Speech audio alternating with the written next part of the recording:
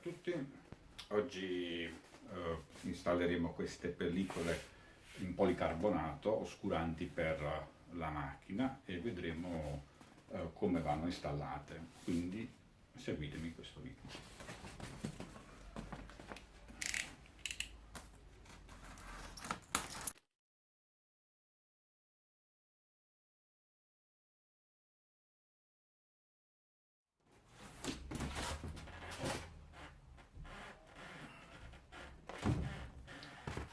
All'interno della confezione, nel mio caso, ho ordinato un pannello posteriore per il vetro posteriore e due per i vetri laterali posteriori. In più c'è il libretto di istruzione con i vari adesivi per tenere fermo i pannelli in policarbonato al vetro. Quindi adesso procederemo all'installazione prima del pannello posteriore e poi gli altri due.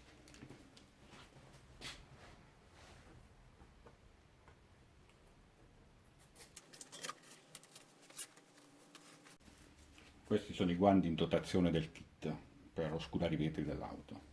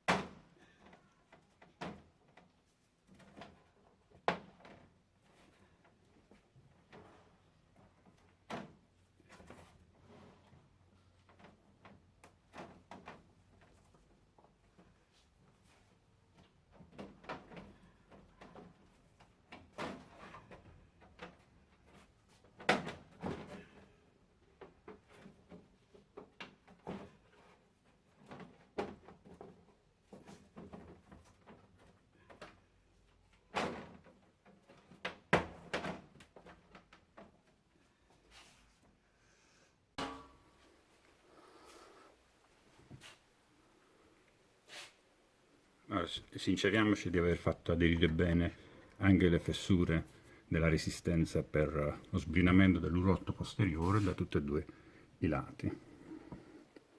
Infatti c'è un taglio che va proprio preciso per questo tipo di auto. Adesso dobbiamo mettere i fermi.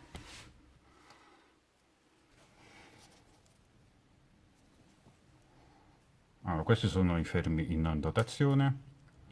Rimuoviamo l'adesivo.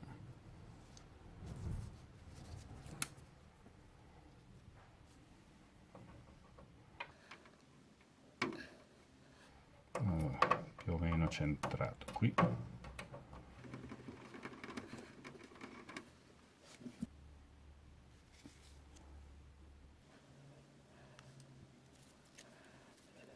Ne infiliamo uno anche sul lato destro.